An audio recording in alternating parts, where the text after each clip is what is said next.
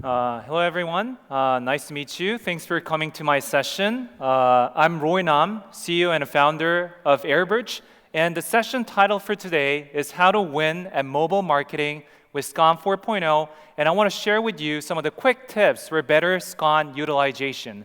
So I assume that because you're in this session, many of you must be interested in iOS marketing, and that's exactly what I'm going to tell you about today. So maybe before going into the details of my presentation, I want to actually introduce my company. First, it's called Airbridge. So you can actually find us right outside this door. We are actually having a booth. So if you're interested, you can always visit our booth. So we are a mobile measurement partner. We call ourselves as MMP. And what we do is we actually help mobile games measure and optimize your digital marketing campaigns and really help you maximize the ROI. So yes, we are partners of Google and Meta, and we're integrated with some of the leading platforms like TikTok, Apple Search Ads, Moloco, and more. So the topic for today is SKAdNetwork, and I want to actually tap into that just a while in order for us to really understand why is it important that we understand SKAdNetwork. So, SKAdNetwork is a framework that is provided by Apple in order to help advertisers like us to really understand the impact of the advertising across the board. And why is it becoming so much important nowadays? Because we are losing visibility for our iOS campaigns. Why did it happen? So in the past, we actually had a matching key called advertising ID. So for Apple and iOS devices, we had this advertising ID called IDFA. But since the arrival of ATT back in October 2021, actually, the ATT opt-in rate amongst the users has dropped dramatically around 20 to 40%. So that means we used to have 100% IDFAs for everyone, but now we're only having 20 to 40% of them. And when we think about it, is this really true that we can actually measure 20 to 40% of our traffic? No. This picture well depicts the reason why we can actually track 20 to 40%, because in order for you to really utilize advertising ID for your measurement purposes, there should be a matching between the ad platform and your application. So because both parties have 20 to 40% of the opt-in rate, when it actually gets matched, it drops dramatically to 15% or even 10 to 5%. So that means we can no longer utilize advertising ID for our measurement purposes, neither for our optimization purposes, and we need a very strong alternative that we can count on to regain the visibility, and that is SKAdNetwork. So you need to understand what SKAdNetwork is and how to utilize it well to maximize the utility of it. So now I'm talking about SKAdNetwork. So when I actually explain what SKAdNetwork to the mobile marketers, I always make an analogy that it's just like a board game. So we're all in a gaming conference. I love games. Everyone loves games. So I actually want to tell you that SKAdNetwork is just like a board game that you play.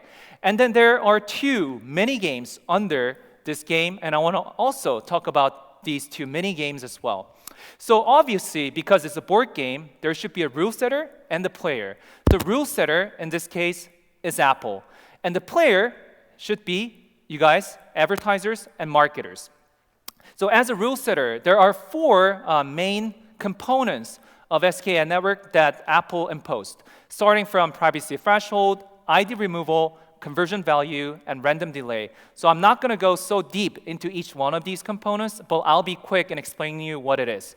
So privacy threshold is unless you meet a certain number of installs per campaign within 24 hours of rolling window, they're not going to give you the details of the campaign. So that's the first thing. And second is ID removal. There's no such thing as advertising ID, no device ID, no user ID. All you have is the aggregated statistical data. And the third one, conversion value, it's just like a switch, 6 switches on and off. So you will need to mix these 6 switches to really represent the myriads of user behavior. So that's the third one. And maybe the last one is the random delay. So whenever a postback is being fired, normally Apple will actually wait for another 24 to 48 hours to send you the real postback data, and this is totally random. And amongst these four rules, what we can control as advertisers are these two. First, privacy threshold, and second, the conversion value. So back to the slide. So ID removal is something that is controlled 100% by Apple. So you can't control it. The fourth one, the random delay, is always applied by default. So you don't have any control over these two. Whereas for these two, the privacy threshold and the conversion value, you can actually use it well. You can maximize the utility of it, and it becomes a lever for you. So you have to play these games right. So I want to start by the first mini game, privacy threshold. So has anyone played this game, Finding Waldo? I actually played it a lot when I was a child. It's a very interesting game. You need to find this person with the red striped T-shirt who's having this cane with him. You need to find him from a bigger crowd. And actually, as you can see on the left-hand side, there are few people, so it's so much easy for you to find this person. It's kind of like normal. And then the hardest one goes on the right-hand side, and it's really hard for you to find Waldo in this picture because there's so many people. So instead of finding Waldo, what we should do in order to play this mini game is actually to hide Waldo. So how you can hide him? Easy. You need to put more people in the picture. You need to put more people in certain campaigns so that Apple can allow you more information because it's harder for you to re-identify the user. So remember, you need to gather more crowd to really hide Waldo, and that's the objective of this mini game. And practically, how you can do about it? Very easy. So in the past, we might have hundreds of these iOS campaigns. Many of them, you can create campaigns anytime because you have visibility. But because now, you need to actually meet the privacy threshold. You need to consolidate the iOS campaigns to meet crowd anonymity tier equal to 2 and plus. So what is crowd anonymity? It's something that is pretty similar to privacy threshold that existed under SKAN 3.0. What happens is that, as you can see on this table, if you achieve the higher tier in the crowd anonymity rule, you will get more information, you will get richer information. And how you can do about it, as you mentioned just now, is easy. If you're having hundreds of campaigns, you need to consolidate them, maybe to 20, maybe to 30 of them. And then because each one of these campaigns has more installs attributed to each one of them, actually Apple will assign you the higher crowd anonymity tier, which gives you more information. And more information is better for your measurement, it's better for your optimization.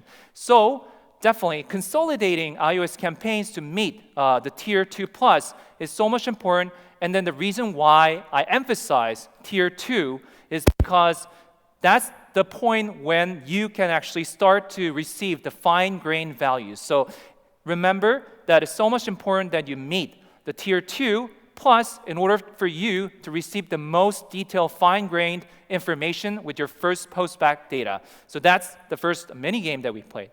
And then the second mini game that we're playing is about the conversion value. And if I am to say about it, I actually want to name it as a mimic reality game. So I'm in beautiful city, Istanbul, and there's a Hagia Sophia. And then sometimes you actually play games like Minecraft to build the historical monuments like Sophia, Hagia Sophia. And just like this, you use all these bigger blocks to represent, mimic the reality. And same applies to our conversion value because conversion value is just 6 conversion bits, 0, 1, 0, 1, so 6 switches, and then you actually can represent 64 combinations with these 6 switches. And it becomes worse if you go to the coarse value because there are only 3 values that we can represent, low, medium, and high. So using these values, you need to represent, you need to mimic a much more complex reality, which is the myriads of user behaviors. So you must have been familiar with all kinds of like weird user behaviors. For me, sometimes I see certain users signing up for 100 times, but it happens. But you need to actually mimic this type of complex reality just by using the very simplest values that you can see on the left-hand side. So there are some follow-up tips that I want to share with you. So first of all, there are actually 3 postbacks under SKAN 4.0, and we need to prioritize what we should do as our next immediate actions. And what I recommend is actually prioritizing the first postback. So because there are 3 postbacks, you can manage them all. You don't have time and resource, and you don't have any that resource to really optimize all 3 of them. If you have time, okay, optimize 3. But if you have a limited time and resource, I would certainly recommend you optimizing the first postback because of 3 reasons. So first of all, it's about the SKAN version compatibility. So although I'm talking about SKAN 4.0, right now the distribution between 3.0 and 4.0 is actually 6:4. That means SKAN 4.0 accounts for 40% of the entire SKAN postback. And because this first postback with the fine-grained value is compatible with both SKAN 3.0 and 4.0, and that is the first reason why you should be prioritizing the first postback. And the second reason is actually about the richer information. So the fine-grained value can actually help you represent the reality with 64 combinations, whereas coarse value only represents 3 values. So it's much better for you to use this fine-grained value instead of the coarse value. And then the last thing is about the time. Marketers act fast. We are reallocating budget every day, every minute, across hundreds of different creatives and campaigns, and then we don't have time to wait. So the first postback comes back to you within maximum 4 days, whereas the second postback and the third postback comes back to you like 13 days later, 41 days later, which is too late. So because of reason, the first tip I want to give out is to really prioritize the first postback. And the second thing related to this mini game I want to emphasize is really about capturing early conversions. So when I actually talk with our customers, sometimes I see customers actually using all kinds of these events, not the early events, to really set up their conversion value, but which is not good because there's a very clear constraint that you should always be mindful of, which is there's a certain time limit that you can track these end of events under SKAN. So for SKAN 3.0, it's 24 hours. For SKAN 4.0, it's 48 hours. So if you combine these 2 things, then it's maximum 24 hours. So you should actually capture these end of events that are happening within 24 hours upon installation. And then when you see the picture here, there's some of these events that are happening within 1 day. For example, like completed tutorial, completed registration, maybe achieved level 1, whereas some of these more down funnel events happen after a long time, achieve level 10, invite, join group, some of the social activities. So you should be mindful of this factor and then really capture early conversions first. And maybe more important thing is about how you can capture revenue under SKAdNetwork. And then revenue is so important. So I want to actually emphasize that you should tailor the value ranges to your own primary monetization method. So in this case, like first monetization method that you will normally see is in-app purchases. And the second one is in-app ads. And the third one is subscription. So if you are actually a hyper-casual gaming company, you should definitely think about how to track in-app ads. If you are an MMORPG, the hardcore, mid-core game, you should definitely think about how to track in-app purchases. And sometimes there's some puzzle games, Sudoku games who actually monetize through subscription, and then you should definitely be attentive to the third option here.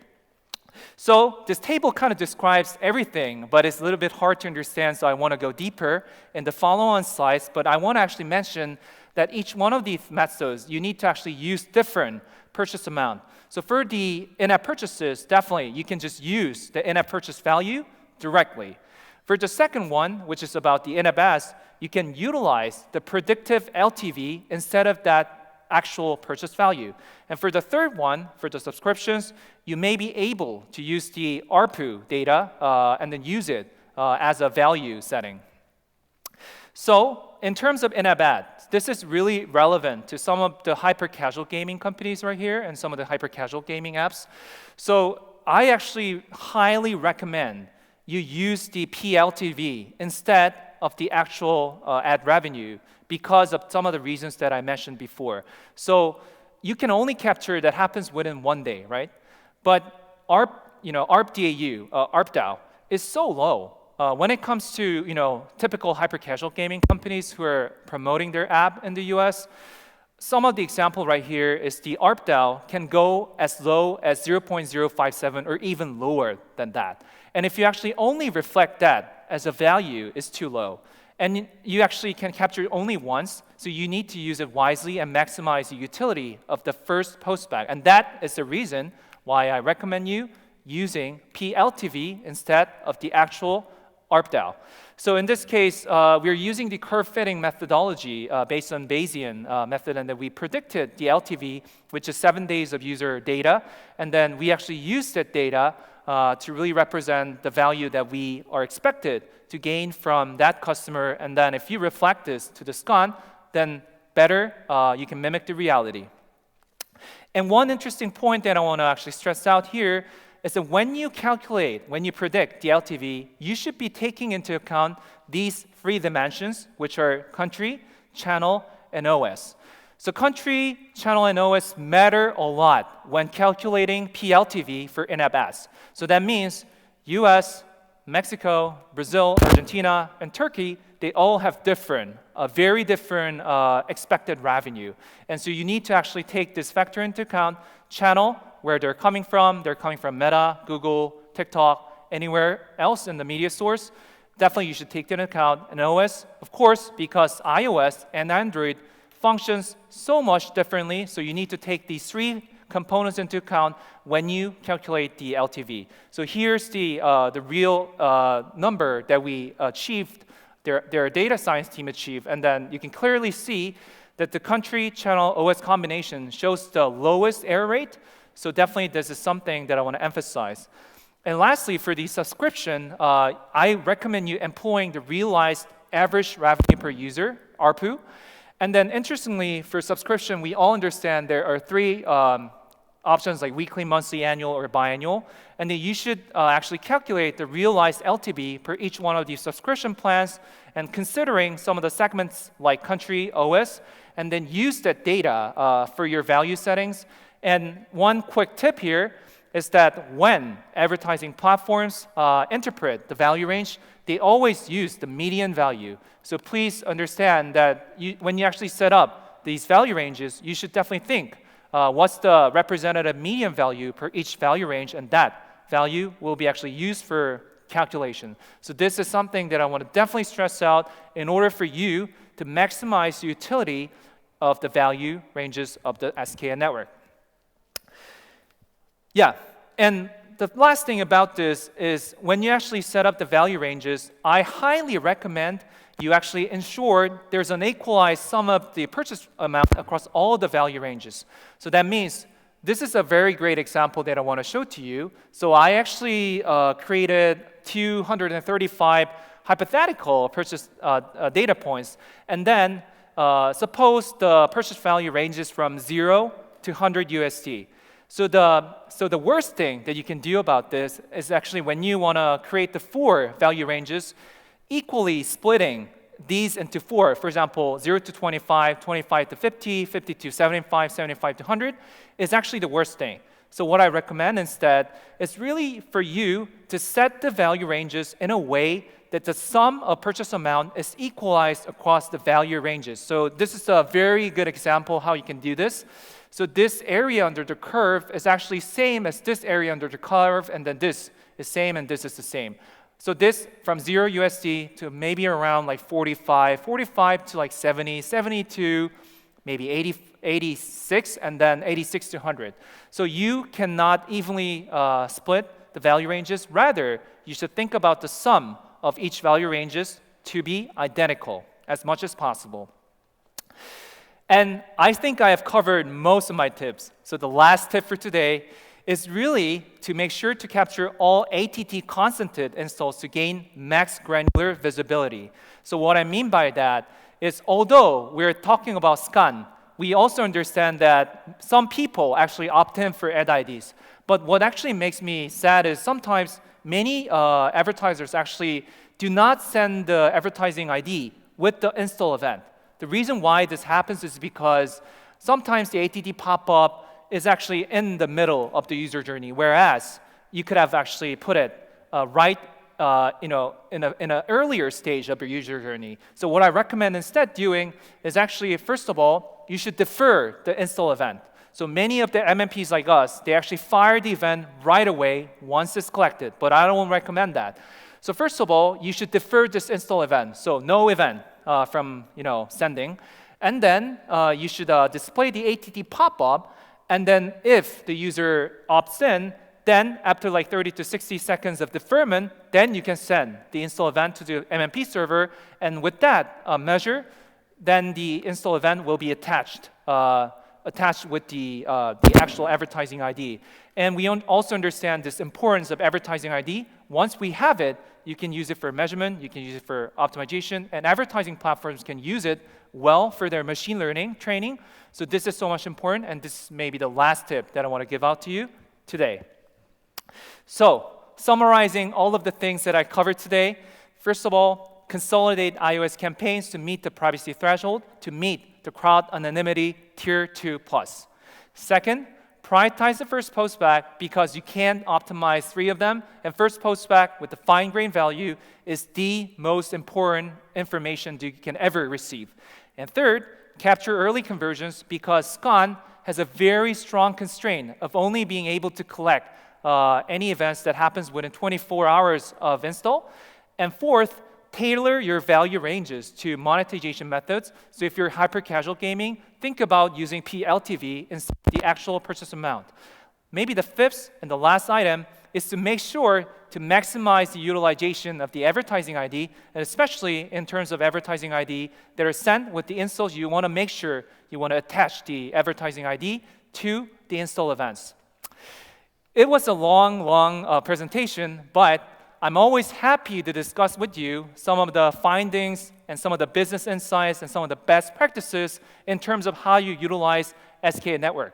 So we are actually at the booth P09 in the Gallery 2 area. It's a little bit difficult, but you can actually step outside of this conference room and then turn right, and there we have our booth. So if you want to talk more about SKAN, if you want to talk more about how to calculate LTV for mobile gaming, here I am in the venue. So please find me in the booth or anywhere else here. Thanks for listening.